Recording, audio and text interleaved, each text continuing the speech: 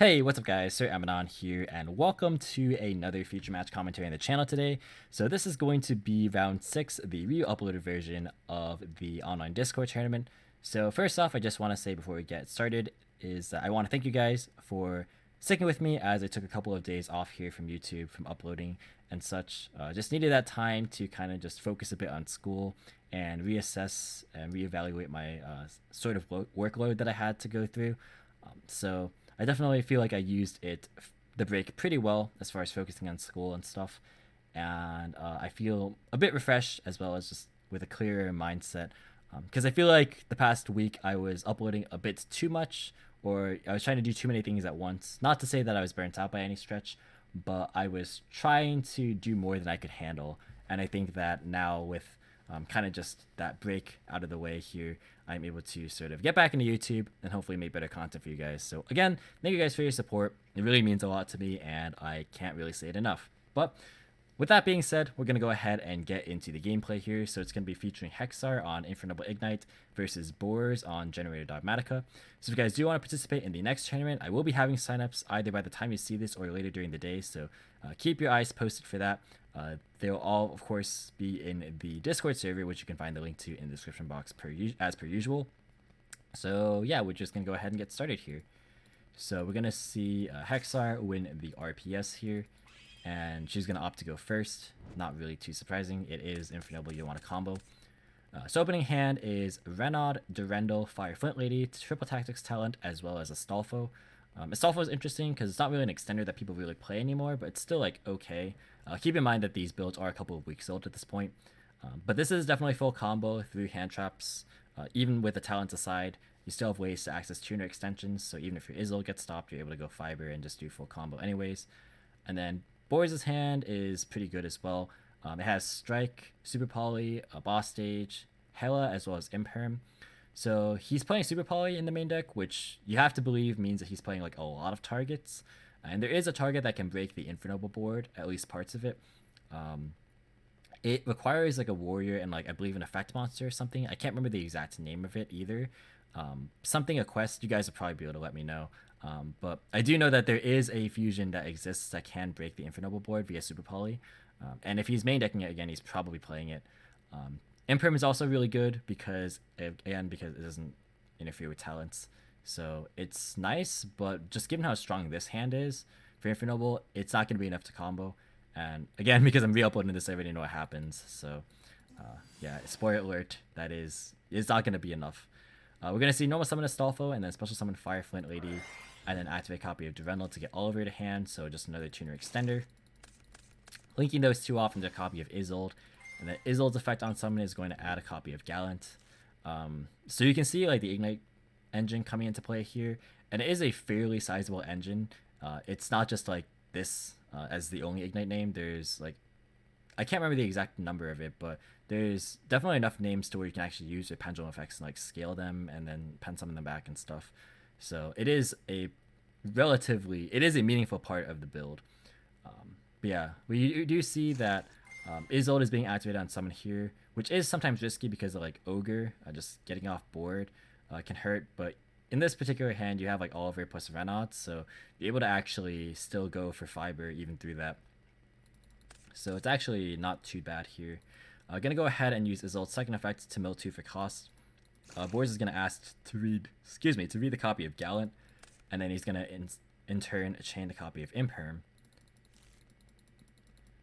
Next is going to be a summon of Oliver by pitching the copy of Gallant.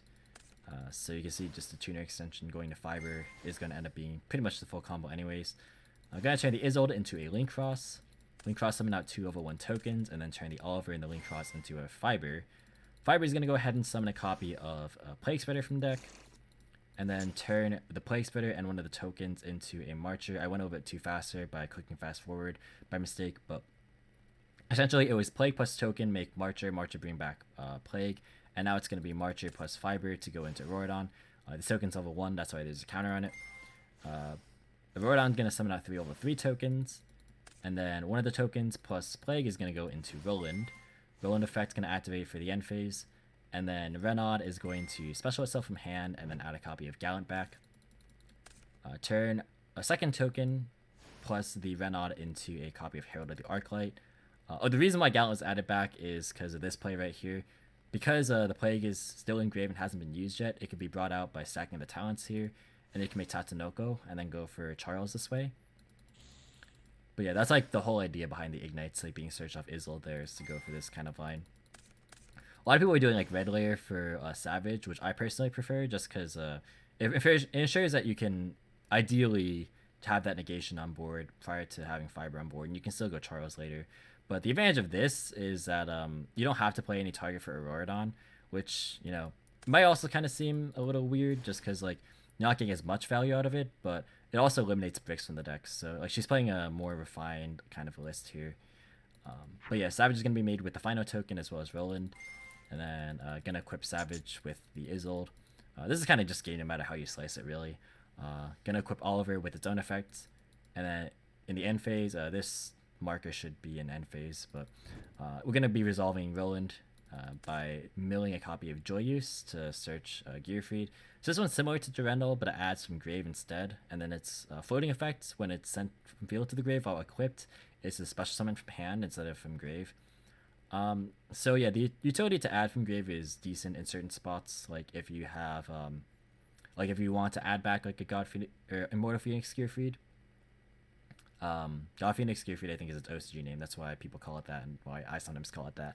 But yeah, like you can add it back, and then like since it's an equip you can just banish it for Gearfried and do plays like that. So it's like, it has some utility. It's not a starter, but it can be a decent enough extender, plus a good recovery card late game. And then also end phase going to utilize Charles by equipping Smoke Grenade and then equipping a copy of Ogier from deck. And then Charles pops Smoke. You guys have all seen this before. And then Boys is going to end up scooping there because, of course, the Super Poly is going to be the one that's ripped. And then beyond that, you can't really play through the negations of the board. Plus the Roland pop as well. Or Roland into Charles pop, I should say. So going into game 2 here, we're going to see Boars opt to go first this time. And opening hand for him is going to be a boss fight.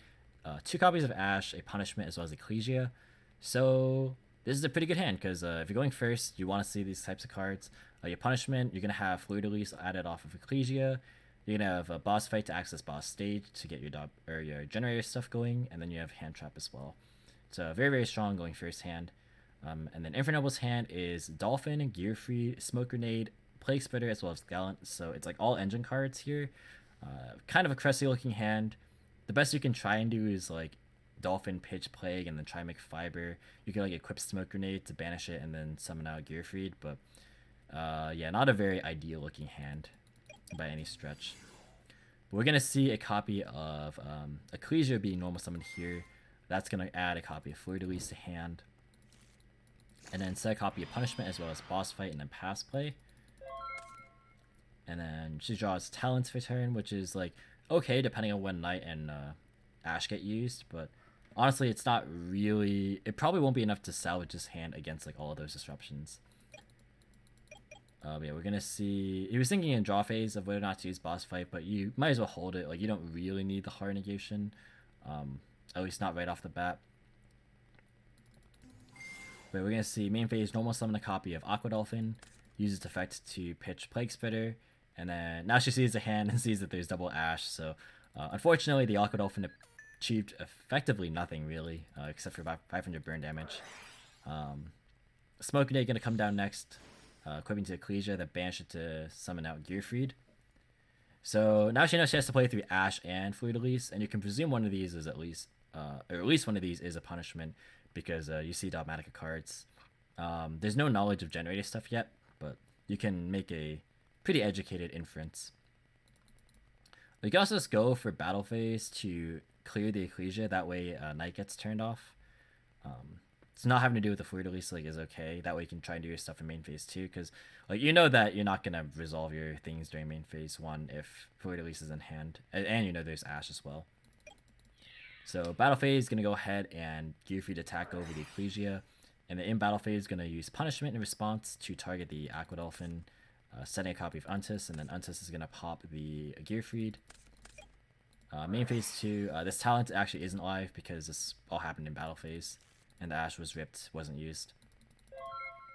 So gonna pass priority, and then end of main phase, Boars is going to flip up the copy of Boss Fight.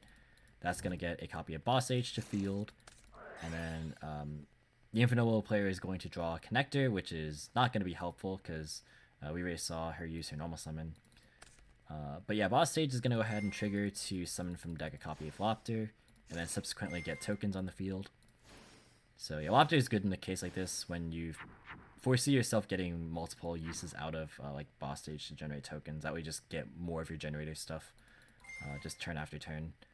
Lopter gonna go ahead and tribute one of the tokens to get a copy of Heart from deck, and then still gonna pass priority here, and then gonna pass turn.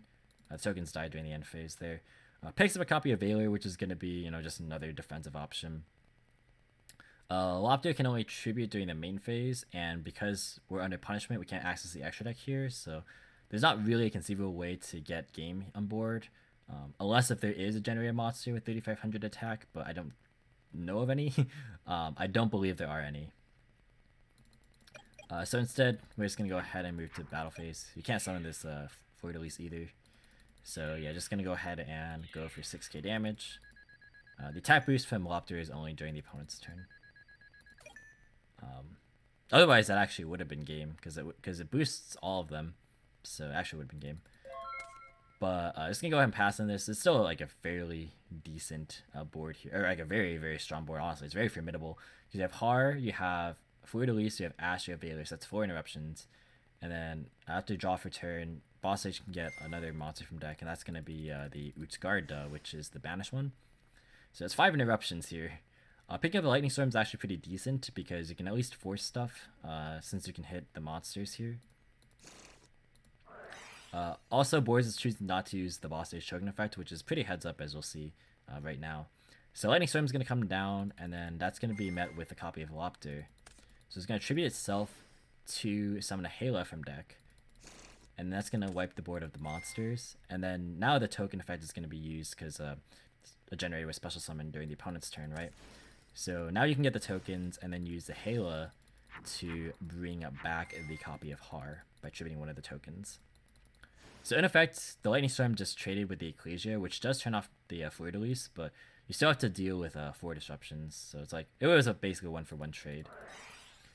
Talent's going to be used here. That's going to be with Ash, and going to be scooping there, because I don't assume that she's playing multiple copies of Dolphin. So that is going to be pretty much the end of the game right there.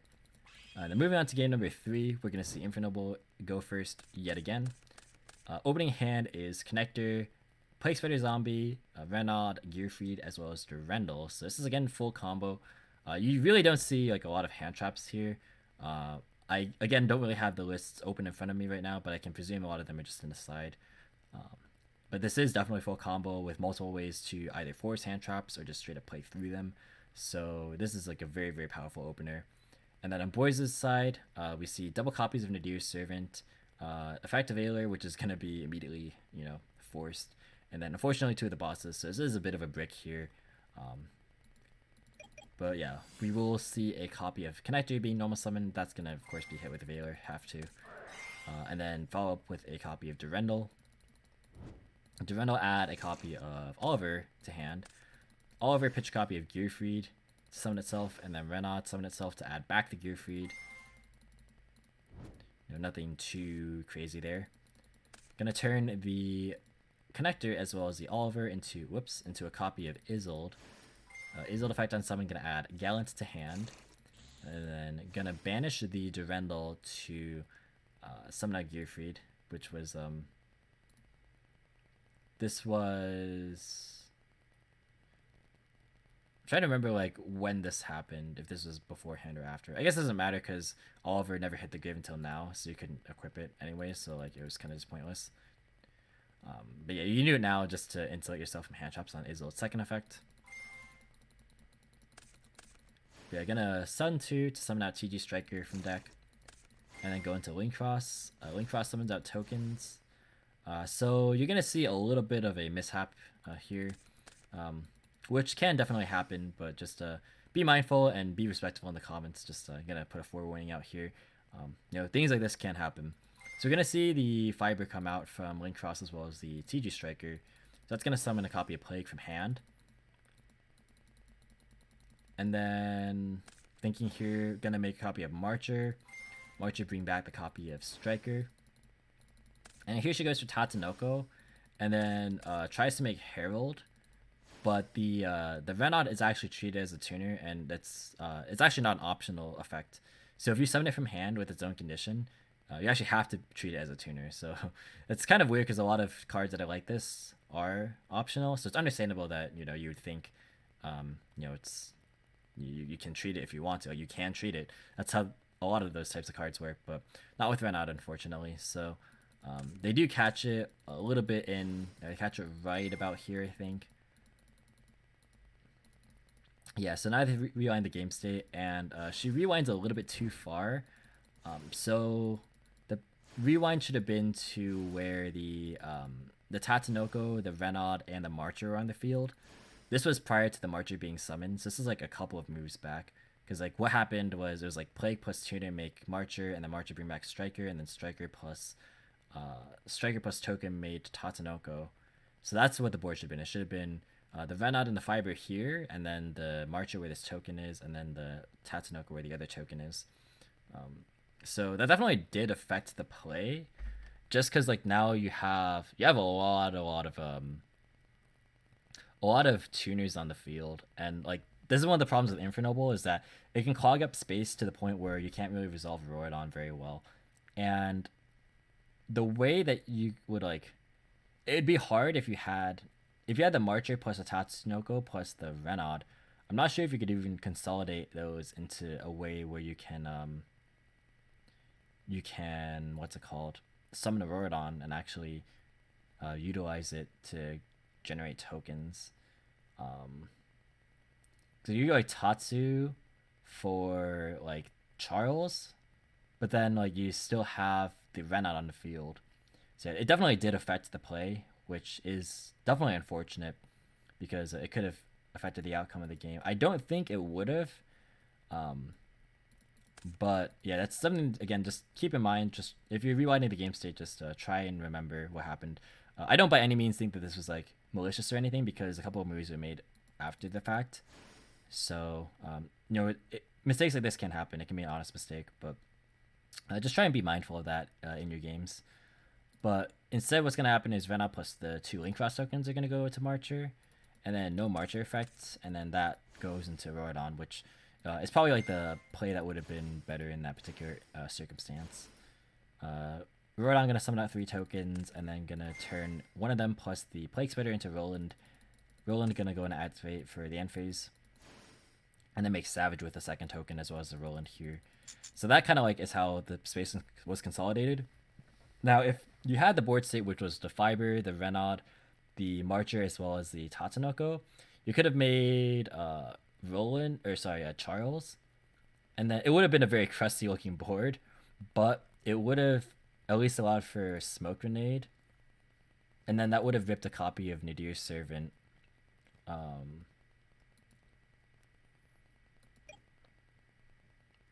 Yeah, that's probably what would have happened. So yeah, we're resolving Roland here. I'm just trying to think like of how this game would have played out if that was the case. So yeah, the dead draw of Valor, which is unfortunate. So like if we had the Charles board instead of the Savage here, it would have been effectively the same thing, because what happens here is like the first Servant gets negated by the Savage, and the second one here anyways. So this Gearfried plus Oliver would have been there regardless. And then Entis can't target the Gearfried obviously because of Oliver. So in either case, you would have had this Gearfried just being able to answer the Ecclesia, which is the only play, and then these 2 big bosses were still bricks, and then this Varus would have not really accomplished that much. So even though it definitely affected the game state as far as just not rewinding back to the proper point, the end outcome I think would have been the same. You guys could let me know if like there was a line that boards could have taken had that board transpired the way it did, but I think it still would have just been game, just given the fact that these were the cards in hand. So again, I don't think it was like anything like malicious, but yeah, if you're wondering like why I feature this replay, it's because when I look at the replays, I just look to see if there's enough interaction for me to like check it on my spreadsheet, and then I put those, anything that was like checked to be like feature match like good enough to be in the feature from like a gameplay perspective, I put that in the community tab poll and have you guys vote. So that's kind of just what happens there. But yeah, again, I don't think the outcome of this match would have been any different, just given the way that Boris' hand ended up being quite weak. So that is going to do it for this match. Again, it's unfortunate that it happens, but guys, like honest mistakes like that happen. You know, we all make mistakes. We're all human, so just do try to remember that. But that is going to do it for this video, guys. Thank you so much for watching. Hope you all enjoyed. If you did, be sure to leave a like as well as any thoughts or feedback in the comment section down below. Feel free to subscribe for more informative and competitive video content. If you want to, you can follow me on Discord, Twitter, or Twitch, all through in the description as always. And once again, thank you so much for watching, and until next time, I'll catch you in the next video. See you guys!